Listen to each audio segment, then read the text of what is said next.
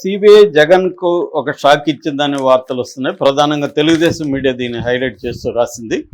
So మామూలుగా CBI గతంలో కూడా జగన్కు ఒక షాక్ ఇచ్చింది. అదేంటంటే సిబిఐ కోర్టు ఇచ్చిందని చెప్పచ్చు. జగన్ ఏంటంటే వ్యక్తిగత హాజరుకు మినహాయింపు ఇవ్వమని, నేను కావాలంటే వర్చువల్గా హాజరవుతానని జగన్ హైకోర్టులో పిటిషన్ వేశాడు. బట్ దాన్ని సిబిఐ గట్టిగా వ్యతిరేకించింది. దాంతో జగన్ వేసిన పిటిషన్లో జగన్ చెప్పిన కారణాలు ఏంటంటే, నేను వ్యక్తిగతంగా కోర్టుకు హాజరైతే ప్రభుత్వానికి డబ్బులు ఖర్చు అవుతుంది, నాకు సెక్యూరిటీ ఇవ్వడానికి, అది అనవసరం కదా అని నేను చెప్తున్నాను. నాకు రావడానికి ఇబ్బంది ఏం లేదు, ప్రభుత్వానికి ఖర్చు ఎందుకని నేను ఆ యాంగిల్లో ఆలోచిస్తున్నాను. ఎందుకంటే నేను రావడం అంటే సెక్యూరిటీ ఇష్యూస్ అవుతాయి, అందుకని నేను వర్చువల్గా హాజరవుతానని చెప్పాడు. బట్ సిబిఐ దాన్ని గట్టిగా వ్యతిరేకించింది. వ్యక్తిగతంగా హాజరు కావాల్సిందే అని చెప్పింది.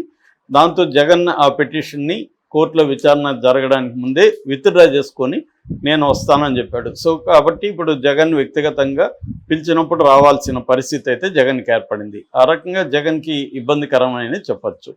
అయితే ఇప్పుడు ఒక జగన్కి షాక్ తగిలిందని చెప్తున్నారు. అదేంటంటే, ఈ అక్రమాస్తుల కేసులకు సంబంధించి 3 సంస్థలు జగన్కి సంబంధించి, జగతి పబ్లికేషన్స్, ఇందిరా టెలివిజను, జనని ఇన్ఫ్రా, ఈ 3 రకాల ఆస్తుల్ని హామీలుగా అక్కడ పెట్టారనమాట.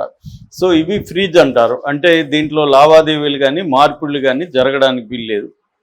అయితే దీనికి హామీగా రేవన్ ఇన్ఫ్రా అనే సంస్థ కూడా హామీ ఇచ్చిందని చెప్తున్నారు. సో ఇప్పుడు వీళ్ళేంటంటే, ఈ 3 సంస్థలు Jagati publications, Janani infra and Indira television, ఈ 3 సంస్థలు కూడా కోర్టులో పిటిషన్ వేసాయి. మా ఆస్తుల్ని ఈ తనఖాల నుంచి విడుదల చేయించండి అని పిటిషన్ వేసాయి. ఎందుకంటే మేము రోజువారీ కార్యక్రమాలు చేయాలి, ఉద్యోగులు ఇంతమంది ఉన్నారు, ఇవన్నీ మీరు స్తంభింపజేయడంలో మాకు ఇష్యూస్ వస్తున్నాయి అనేది వీళ్ళు వేశారు. దీని మీద నిన్న విచారణ జరిగింది. దీని మీద జస్టిస్ శ్రీనివాసరావు ముందు విచారణ జరిగితే, శ్రీనివాస్ కప్పాడి అనే సిబిఐ స్పెషల్ అడ్వకేట్ ఆయన ఆర్గ్యుమెంట్స్ వినిపించాడు. ఆయన ఏమన్నాడంటే, ఇలా విడుదల చేయడం కరెక్ట్ కాదు, అది ఎందుకంటే ఈడీ దీంట్లో కూడా ఉన్నాయి, ఇది కోర్టు తుది తీర్పు వచ్చే వరకు కూడా దీన్ని ఇలాగే కంటిన్యూ చేయాలి అనేది ఆయన ఆర్గ్యూ చేశాడు. దానికి కౌంటర్గా పిటిషనర్ల తరపున, అంటే ఈ 3 సంస్థల తరపున అశోక్ రెడ్డి ఆర్గ్యుమెంట్స్ ఏం చేశాడంటే, మేము హామీగా బ్యాంకు గ్యారంటీ ఇస్తాము, ఓన్లీ మాకు ఈ కార్యక్రమాలు నిర్వహించుకోవడానికి మాత్రమే విడుదల అడుగుతున్నాం తప్ప దానికి ప్రత్యామ్నాయంగా మేము బదులుగా బ్యాంకు గ్యారంటీలు ఇస్తున్నాం కదా అనేది ఒకటి చెప్పాడు. అట్లాగే రేవన్ ఇన్ఫ్రాకి దీనికి సంబంధం లేదు, రేవన్ ఇన్ఫ్రా హామీగా ఉండడానికి ఒప్పుకునింది, ఇప్పుడు అది ఆ హామీ నుంచి వైదొలకు దలుచుకునింది, కాబట్టి మేము వేరే మార్గంలో మేము గ్యారంటీలు ఇస్తాము, బ్యాంక్ గ్యారంటీలు ఇస్తున్నాము అనేది చెప్పారు. అంటే ఇక్కడ ఏముందంటే, కరెంట్ అకౌంట్లను స్పందింపజేయడం ద్వారా కరెంట్ అకౌంట్లు